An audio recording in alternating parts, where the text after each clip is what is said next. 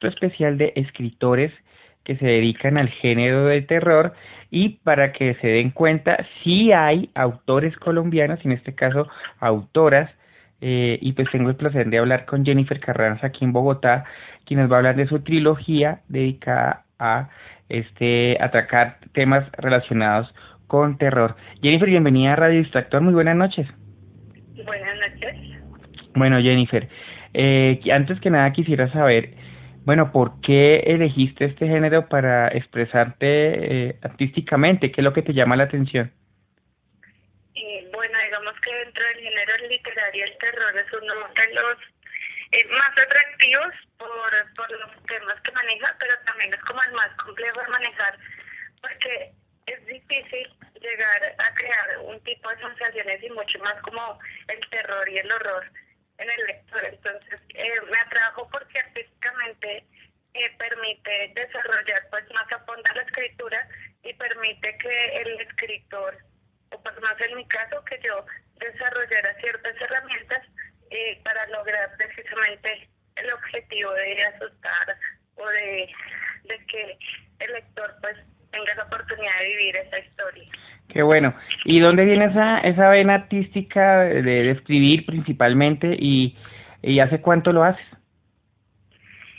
Bueno, digamos que siempre empieza por el colegio, que nosotros nos incentivan mucho los talleres de escritura. Yo salí del colegio escritor llamado Tomás Carrasquilla, digamos que allí fue donde empezó como todo este sueño.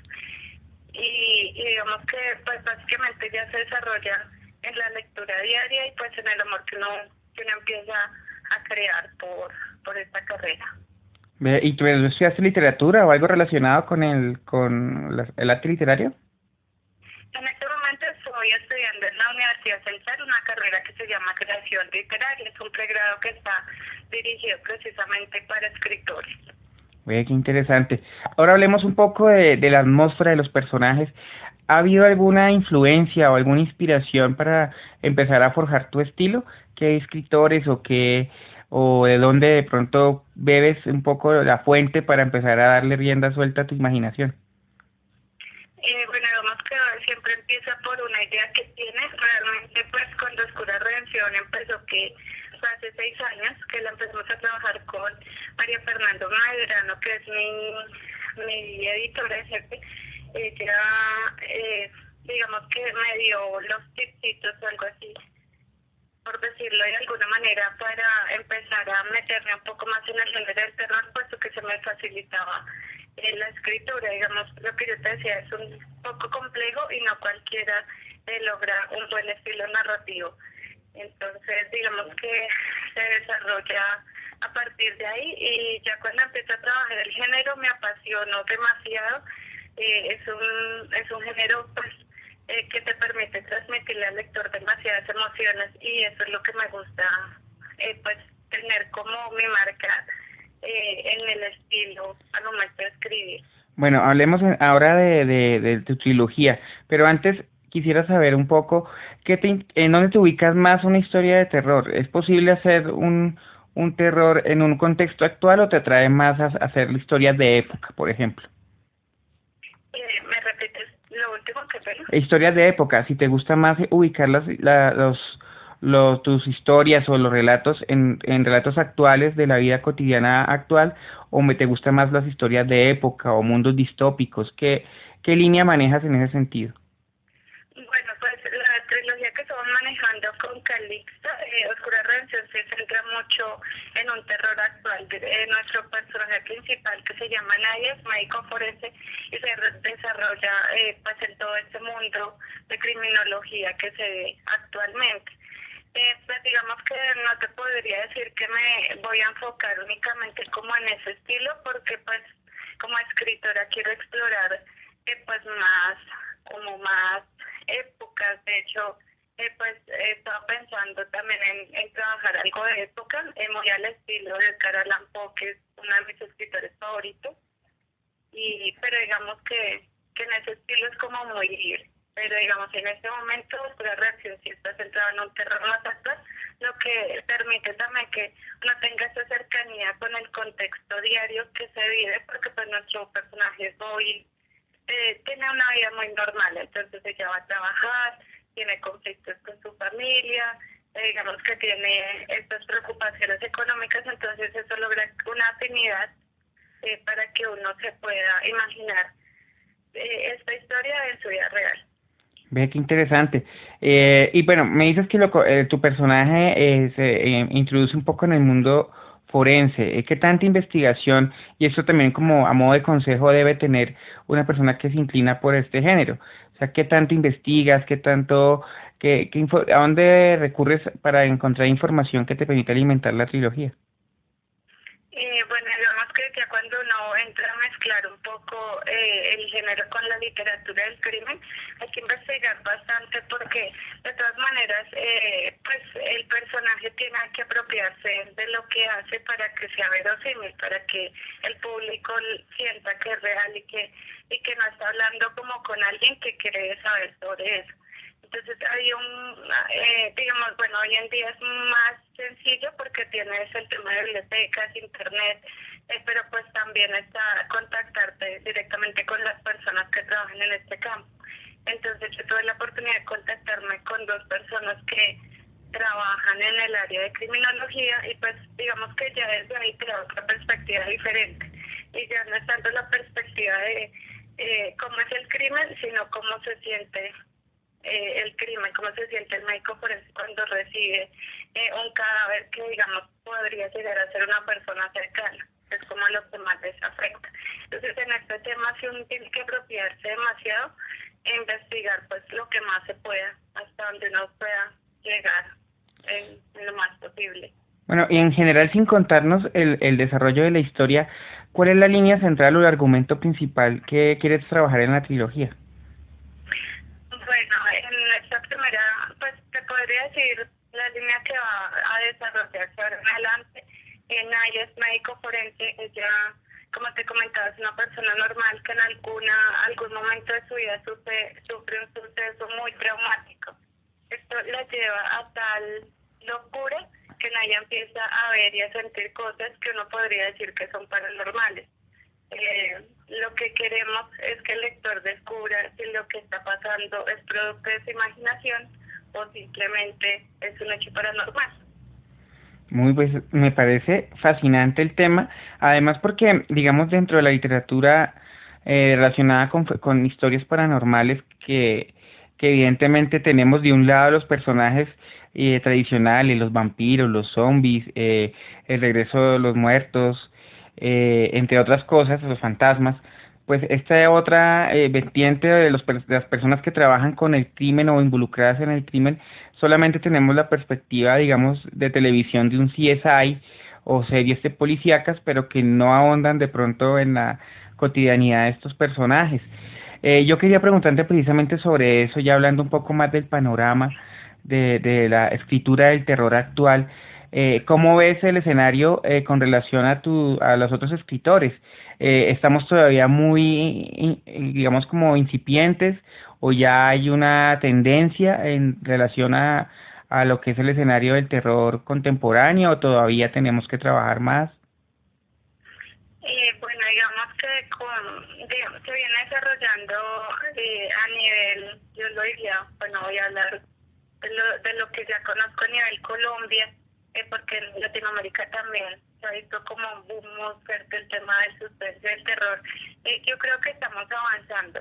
En ese momento todavía hay un tabú y es que la literatura norteamericana o la europea, pues por lo que tienen a a estos grandes escritores, son como lo máximo y de cierta forma uno considera que son dioses que no se pueden alcanzar.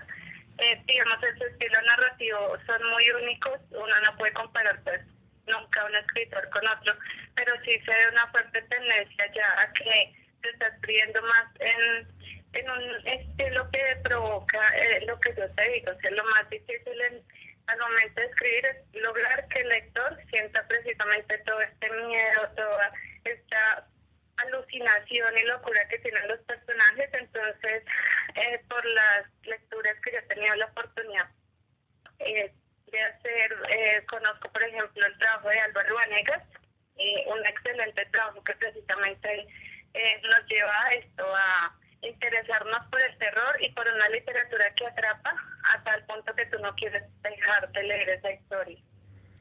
Pues eso me parece importante y sobre todo porque también con Álvaro, que tuvimos la oportunidad de escucharlo hace un momento, él nos hablaba un poco de esa vena de lo que debe provocar digamos en el estilo de un escritor de este género, pues lograr la complicidad con el lector y llevarlo a experimentar pues las sensaciones clásicas que se asocian a esto. Y yo te quiero preguntar, como lo he preguntado a los que hemos entrevistado el día de hoy, ¿qué te da miedo o qué te da terror? Y bueno, una de las cosas que tengo que confesar es que soy una persona asustadiza. Todo el tema paranormal me causa curiosidad, pero al mismo tiempo como ese terror. Creo que precisamente eso es lo que me ha ayudado a interesarme más en el género y a estar en la posición de esa persona que está completamente aterrada.